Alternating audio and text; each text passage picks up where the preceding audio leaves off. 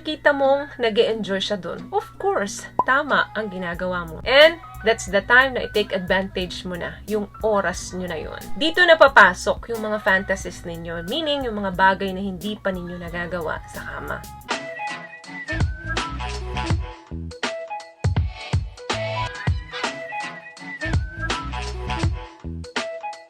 Hi guys! Welcome back to our channel. Kumusta po kayong lahat? Sana ay nasa mabuti po kayo. At sa mga hindi pa po nakakakilala sa akin, my name is Cheryl T. At kung bago pa lang po kayo sa channel ito, pwede po mong makahingi ng isang favor to please consider to subscribe to our YouTube channel. Just click the subscribe button po. And also, wag niyo na rin po sanang kalimutan i-click ang ating notification bell para in case may mga bago po tayong video na in-upload, ay mabigyan po kaagad kayo ng notification. And for today's video, let's talk about dirty. Yes, dirty talk. Ano ba yung mga pwedeng i-turn on ng mga babae sa pamamagitan lamang ng inyong pananalita habang ginagawa nyo yung inyong pagmamahalan sa kama? Okay, men are visual. Women are better at imagination. Okay, marami pong kalalakihan na mali ang pagbitaw ng mga salita nila dun sa mga kapartner nila kapag may ginagawa silang pagsasanib puwersa. Ang dirty talk po is very important sa mga kababaihan. Katulad ng sinabi ko kanina, women are better at imagination. So, sa pamamagitan lamang ng tamang dirty talk sa inyong mga kapartner, ay malaki pong impact yan sa kanilang imagination. Ano ba yung mga sexy things na pwede ninyong sabihin sa mga partner ninyo kapag ginagawa nyo ang mga bagay na ito para mas lalo silang ma-turn on? Okay, number 1 for starters, call her name.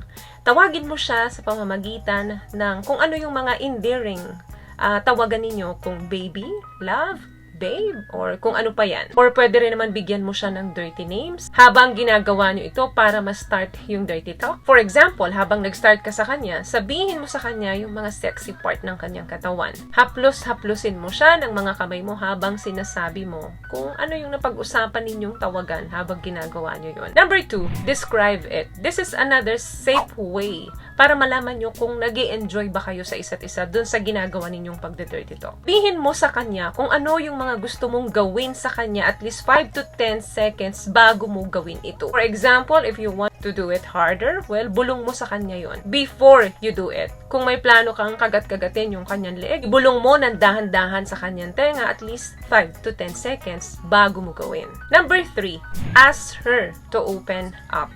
Kung sa girlfriend mo or sa wife mo, no, pwede mong sabihin sa kanya, pag-usapan ninyo kung ano yung mga gusto niyang gawin mo sa kanya. Maaring hindi mo na siya mag-open up sa'yo kasi baka nahiya siya. Or maybe, habang ginagawa niyo yun, feeling awkward siya, kaya hindi niya sa'yo masabi. So, just take it slow and enjoy the moment.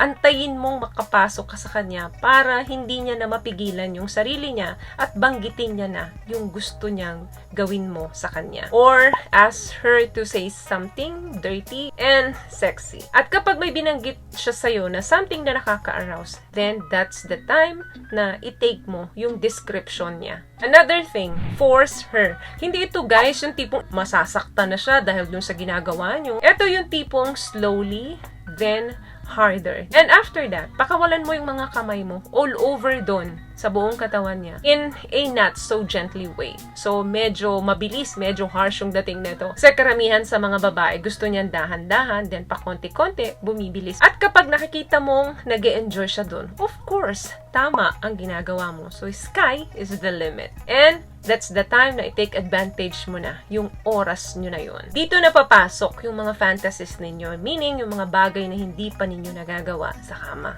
But always remember, what you say in bed will always stay in bed. Last one, instruct her. Yes, sabihin mo sa kanya at kung ano yung gusto niyang gawin mo sa kanya. Nun din, kung ano yung gusto niyang gawin sa'yo. Pwede mong gamitin to habang nagpo-foreplay kayo or habang ginagawa nyo na yung actual. Alam nyo guys, sa kahit anong aspeto, no, o parte ng relasyon, communicate with each other is very important. Para malaman ninyo kung ano yung makakapagpasaya sa inyo, kung saan kayo nag-e-enjoy. So, very important yan. Hindi yung more on action, then hindi mo alam, hindi na pala nag-e-enjoy yung partner mo sa'yo. Or, hindi na nag-e-enjoy yung partner mo doon sa ginagawa mo sa kanya. Pwede nyong subukan ang mga guide na to para mas hanapin ka niya pagdating sa kama. Because every time you have sex with her, palagi mong naipaparamdam sa kanya yung uniqueness and sexy tulad ng mga una ninyong ginagawa yun. So, yun lang guys ang video natin for today. I hope nakatulong po ang mga tips na pinag-usapan natin dito. At kung nagustuhan niyo po ang ating video,